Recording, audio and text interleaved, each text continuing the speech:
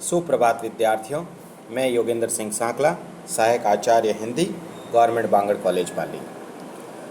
BA तृतीय वर्ष के विद्यार्थियों के प्रथम प्रश्न पत्र के प्रथम अध्याय मैथिली शरण गुप्त द्वारा रचित साकेत महाकाव्य के कैकेयी अनुताप के विषय में हम व्याख्यात्मक अध्ययन कर रहे थे।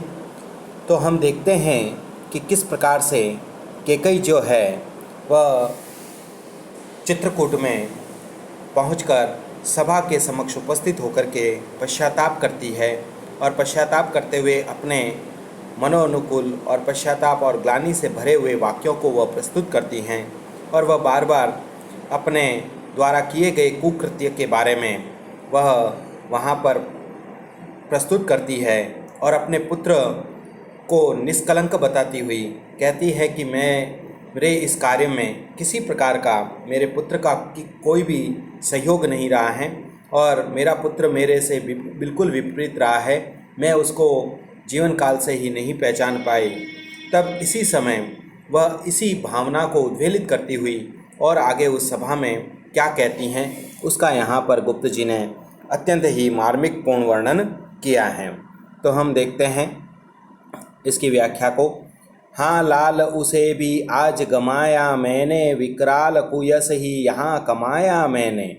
निज स्वर्ग उसी पर वार दिया था मैंने, हर तुम तक से अधिकार लिया था मैंने। पर वही आज यह दीन हुआ रोता है, संकित सबसे धृत हिरण तुल्य होता है। श्रीखंड आज अंगार चंड है मेरा, तो इससे बढ़कर कौन अपराध कौन दंड है मेरा। पटके मैंने पद पाणी मोह के नद में, जन क्या क्या करते नहीं स्वप्न में मद में। अब यहाँ पर वह कैकेयी पश्चाताप करती हुई वह कहती हैं कि मेरे द्वारा जो अविवेकपूर्ण कार्य हुआ और उसका आज परिणाम यह हुआ है कि मैंने अपने पुत्र को ही खो दिया है। तो वह इसी भावों को वह व्यक्त करती हुई वह क्या कहती हैं कि हाँ लाल के हे पुत्र, किसे संबोधित कर रही है? राम को। लाल किसके लिए आया है? राम के लिए। हाँ लाल उसे भी आज गमाया मैंने, कि उस भरत को जो कि मेरा पुत्र था, उस भरत जैसे पुत्र को भी आज मैंने खो दिया है।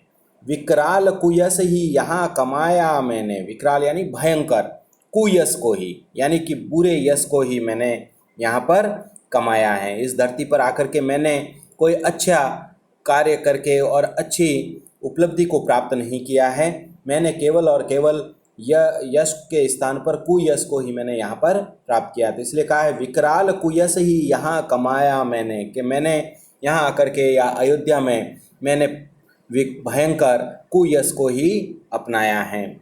निज स्वर्ग उसी पर वार दिया था मैंने, कि मैं निज स्वर्ग यानी स्वयं का अपना जो स्वर्ग था मैंने पूर्ण रूप से उसी पर मैंने न्यौछावर कर दिया था। वारना का मतलब होता है न्यौछावर कर दिया, यानी कि अपना जो स्वर्ग था यानी जो कुछ भी मैंने सोचा था कि मेरे पति का जो सुख है उस सुख को मैंने अपने पुत्र के ऊपर न्यौछावर कर दिया। उसके स्वयं का सुख कौन था? उसका पति कौन? महाराजा दशरथ। तो इसलिए कहा है निज स्वर्ग उसी पर वार दिया था मैंने, कि मैंने स्वयं अपने पति का जो सुख था उस स्वर्ग रूपी सुख को भी मैंने अपने पुत्र के ऊपर न्यौछावर कर दिया।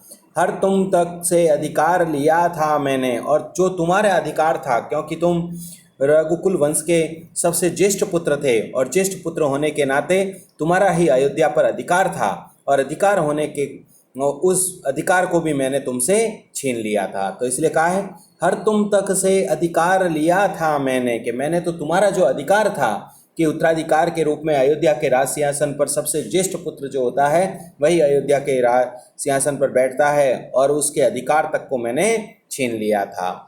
पर वही आज यह दीन हुआ रोता है, कि जिस पुत्र के लिए मैंने ये सभी कुछ किया, कि अब कौन कौन से कार्य किए मैंने? अपने पति रूपी स्वर्ग को मैंने उसके ऊपर न्यौछावर कर दिया और तुम्हारे अधिकारों तक को मैंने छीन लिया था। पर वही आज यह दीन हुआ रोता है, लेकिन वही भरत आज अत्यंत ही दीन होकर के, बहुत ही एक दुखी होकर के, और वह रोता हुआ सा प्रतीत हो रहा है। तो इसी प्रकार से वह यहाँ पर अपनी पूर्ण भावों की अभिव्यक्ति करते हुए कहते हैं कि कैसे वह, यानी कि वह मेरा जो पुत्र है वह रोता हुआ और ऐसा प्रतीत हो रहा है और वह मुझसे घृणा करता है। और कैसा प्रतीत होता है?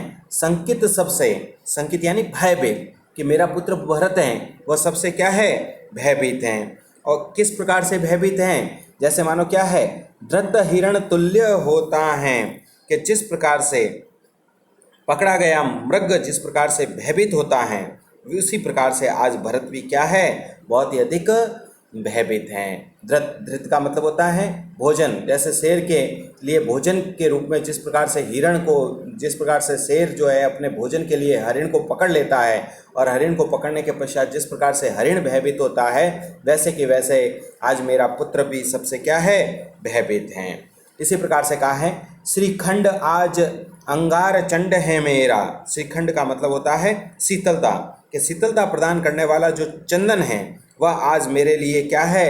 अंगारों के समान प्रतीत हो रहा है। कि जो शीतलता प्रदान करने वाला जो चंदन है, ठीक है ना, वही चंदन आज मेरे लिए अंगारों के समान जलाने वाला प्रतीत हो रहा है। अर्थात मेरा पुत्र जो भरत है वह मेरे कारण से ही बहुत ही अधिक व्यथित हैं। इस प्रकार के भावों को, तो इससे बढ़कर कौन दंड है मेरा। अब वह स्वयं ही प्रश्न कर रही है कि केकई कहने लगी कि इससे बढ़कर मेरे लिए और कौन सा दंड हो सकता है। अब अभिप्राय यह है कि जब अपना पुत्र ही मुझसे घृणा करने लगे तो यह मेरे कारण दुखी हो गया है, तो यह मेरे लिए बहुत ही बड़ा दंड है।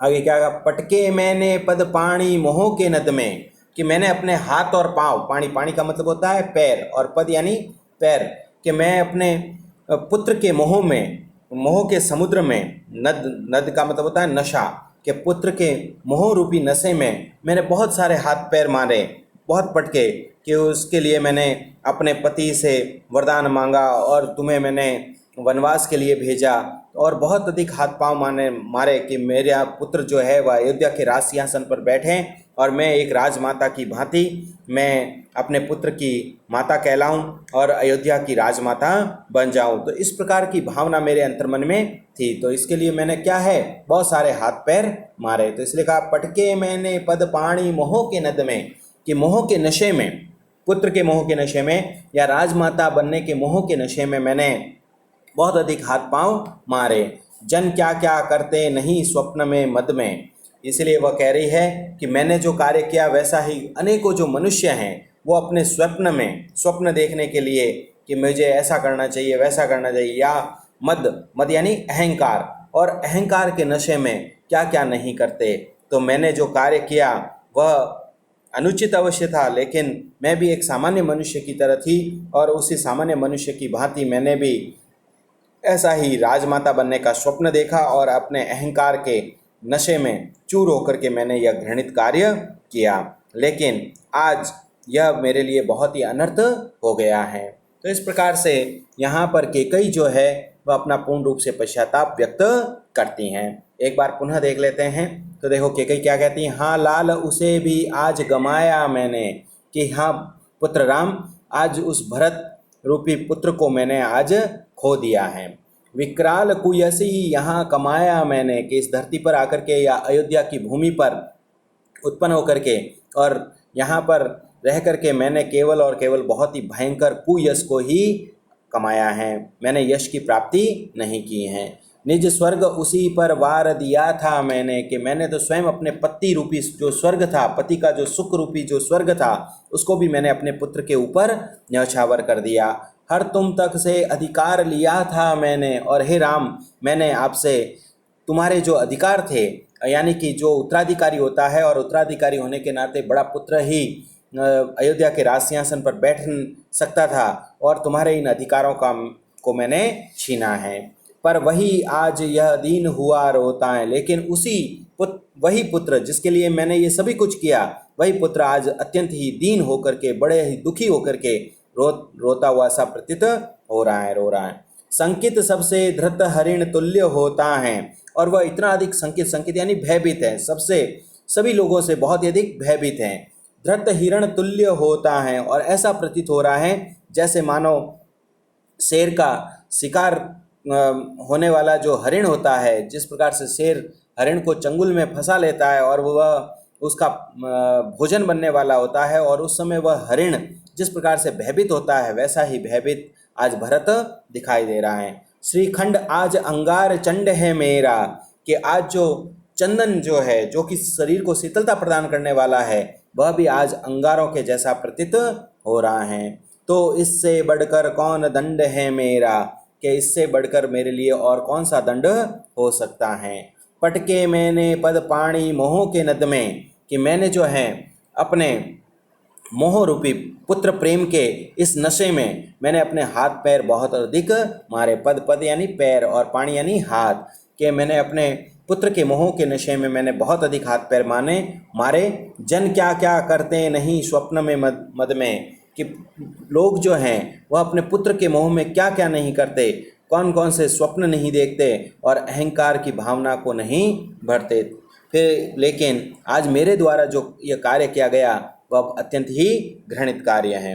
तो इस प्रकार से यहाँ पर उन्होंने कैकेयी जो है वह पूर्ण रूप से पश्चाताप करती हुई प्रतीत होती हैं। तो हम देखते हैं कि यहाँ पर विशेष के रूप में यदि देखा जाए तो कैकेयी जो है वह पश्चाताप को व्यक्त करती हैं और मनोव्यथा को पूर्ण रूप से अभिव्यक्त करती हैं। उसके साथ साथ यदि हम देखें तो यहाँ पर लाक्षणिक शब्दों यानी लक्षणा शब्द शक्ति का पूर्ण रूप से प्रयोग होता हुआ हमें इस शब्द में दिखाई देता है। जैसे निज स्वर्ग, निज स्वर्ग, यहाँ पर निज स्वर्ग किसके लिए कहा गया है, यहाँ की नी की पति के लिए, यानी लक्षणा शब्द शक्ति। जहाँ मुख्यार्थ बाधक होकर के लक्ष्यार्थ व्यक्त होता है वहाँ लक्षणा शब्द शक्ति होती है। तो मुख्य अर्थ यहाँ पर क्या हो रहा है, बाधक हो रहा है और लक्ष्यार्थ व्यक्त हो रहा है। उसके साथ साथ अनुप्रास अलंकार की तो छटा आपको स्थान स्थान पर देखने को मिलेगी। अंत्यानुप्रास भी मैंने, जैसे देखिए ये बार बार हैं, मेरा मेरा। तो इस प्रकार से अंत्यानुप्रास अलंकार का भी प्रयोग होता हुआ हमें दिखाई देता है। और तत्सम शब्दों का भी बहुत ही अधिक प्रयोग हुआ है। और उसके साथ साथ यहाँ पर उपमा अलंकार का प्रयोग किया गया है। जैसे संकित सबसे धृत हिरण तुल्य, यानी कि वह कैसे भयभीत हो रहा है, जैसे मानो हरिण के समान वह क्या है, भयभीत होता हुआ। तो यहाँ पर उपमा अलंकार का भी प्रयोग हमें देखने को मिलता है। और उसके बाद यदि हम देखें समास शब्दों का प्रयोग किया है, जैसे पद पाणी, ठीक है ना, चरण और पैर और हाथ, यानी कि यहाँ पर द्वंद्व समास पद पाणी यहाँ पर क्या आ रहा है, एक द्वंद्व समास का प्रयोग है। फिर उसके बाद है कि पुनरुक्त अलंकार का प्रयोग किया गया है, एक ही शब्द की जहाँ बार बार आवृत्ति होती है। जैसे क्या क्या, एक ही शब्द क्या आया है, बार बार आया है, तो इसका प्रयोग हुआ है। फिर उसके बाद हम देखें तो प्रश्नात्मक शैली का भी प्रयोग हुआ है, विस्मयादि बोधक शैली का भी प्रयोग यहाँ पर हुआ है। और हम भाषा के दृष्टिकोण से यदि बात करें तो इनका समूचा जो काव्य है वह खड़ी बोली के अंतर्गत रचित हैं।